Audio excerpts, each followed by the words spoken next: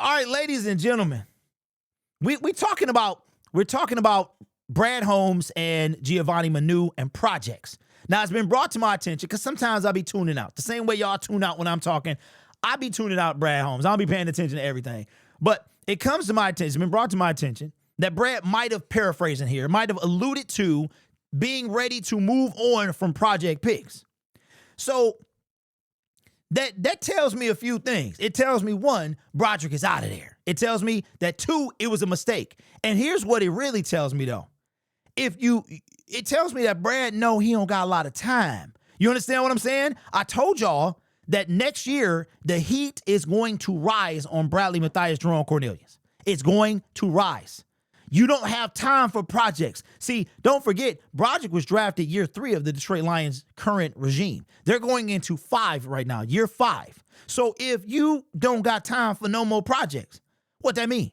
That means you don't have time to see them develop because you got to win now. That if he said that, that tells me that he might be changing a little bit. He might be changing. He might be coming over. Like, yo. And so let's bring that. I know y'all gonna hate this. And we gonna talk about, we gonna talk about it, okay? I'm having a conversation with the chat, and I'm trying to say, why would you not trade for Trey Hendrickson? What sense does it make to not trade for him? So Mark Royal says Trey isn't playing without a new deal, period. If they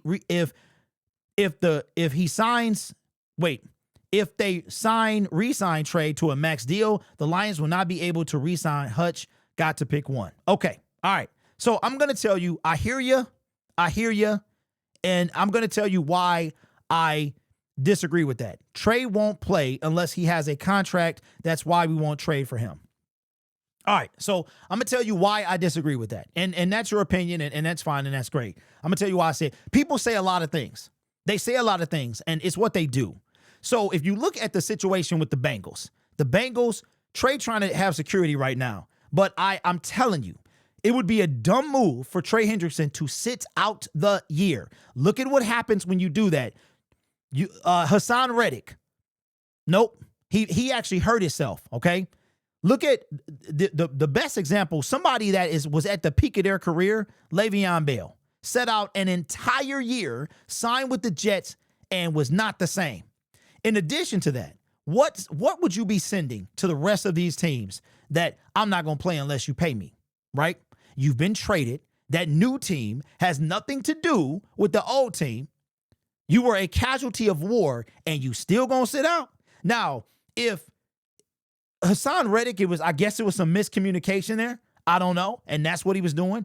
The fact that Trey showed up to training camp and not got fined, so I know what Trey's saying. I understand that. I don't buy into that, though, because to me, he risks getting hurt, but at the same time, what example is he setting? Is that a risk Trey is willing to take? And to put icing on the cake, don't forget, he got some ties with Dan Campbell, right? So you think he gets traded to the Detroit Lions, a Super Bowl contending team, knowing that he gets to play with Hutch, and he played under Dan Campbell, meaning Dan was part of the coaching staff, and he doesn't play? I don't buy it.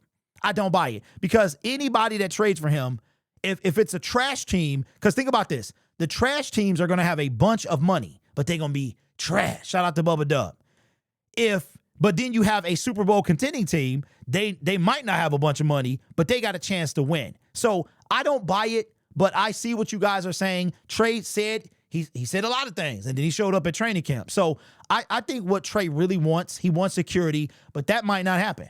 It might not happen. There's a chance he don't even get traded because the Bengals are stuck on this first-round pick. That ain't happening. We don't really have anybody to give them of substance, or I ain't giving them Brian Branch, right? I'm not giving him Jack Campbell. Not with 3 years left on his deal. I'm not giving him, and I'm sure not giving him a first-round pick with 1 year. And you know me, man, I'm about to be 46. So, the older you get, you still good. If you're still performing, I don't care how old you are. But at the same time, the dude is over 30 with 1 year left on his deal.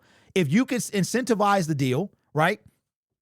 Trey got nobody to blame but the Cincinnati Bengals. He has nobody to blame but them. You could say he could blame himself. He signed an extension a couple years ago, I think, right? And now he's on the last year of that deal. So Trey gonna have to eat it. He gonna have to eat it. He's in a real sticky situation. It's unfortunate, but he gonna have to wait. I think he plays.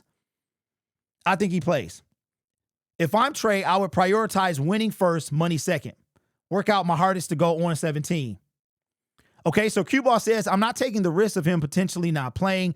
I know who will play for cheap, those Darius. Okay, so what I would do is I would talk to Trey. I would have a man-to-man with Trey and say, look, you going to hold out? You going to hold out? I mean, I don't know if you can talk to him, you know, and he's not traded. I don't know how that will work. But if you can do that, are you going to play? Are you going to say, if he says, I don't care where I go, I'm not playing, then the deal is off.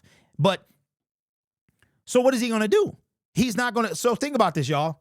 If he doesn't report to the Bengals, he's going to be Hassan Reddick 2.0. He's going to lose a bunch of money, millions upon millions, right? And then he's going to make himself look like a fool next year. So I don't buy that Trey is going to sit. To me, it just doesn't, unless he's talking about injury, it doesn't make a lot of sense because he's not going to come out of this better, in my opinion. Either teams are not going to want to be bothered with him because of how he did, or I just don't think he sits out. What team could afford Hendrickson or Parsons with how high these contracts are getting? I'm gonna tell you what. Here's to me why now is if I'm Brad, I'm throwing the javelin at the bullseye. I'm throwing it because you're not going to get a pass rusher like Trey for how much Trey costs right now. You're not going to get it. You're not going to get that guy. So what I would do is I would talk to Trey's agent and I'll say, listen, he gonna get this much. Why don't we sprinkle in some incentive, right?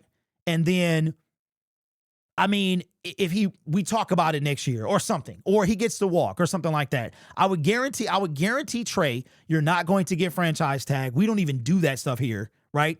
Last time we did it was over a decade ago, but it was on the defensive end, so that's funny. But I would say, here's what we can guarantee you.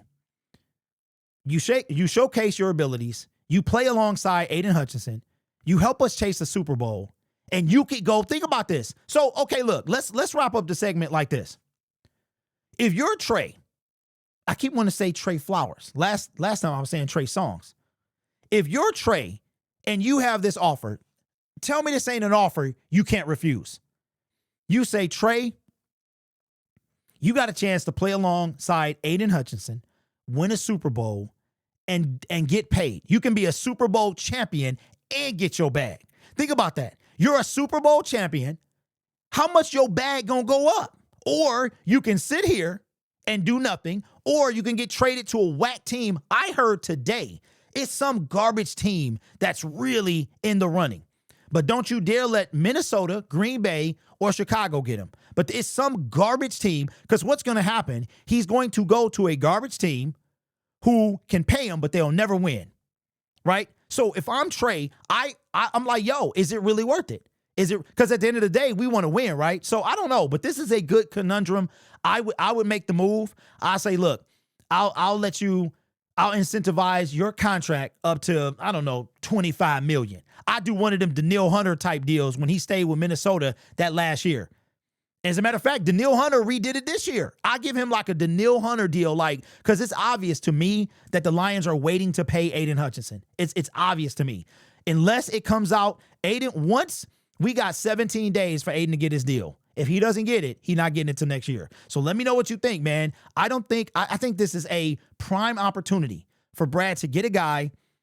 And I mean, only thing you can do is hope he plays. I mean, like I said, I don't know if you can talk to him, before the trade, but I would see if he plays. But let me know your thoughts, man. You guys are awesome. This channel is made possible by viewers, subscribers, and members just like you. It's because of your support I get to do what I do. You could be anywhere else on YouTube, but you choose to rock with me. You guys are awesome. Take care of yourself and each other. And as always, go Lions.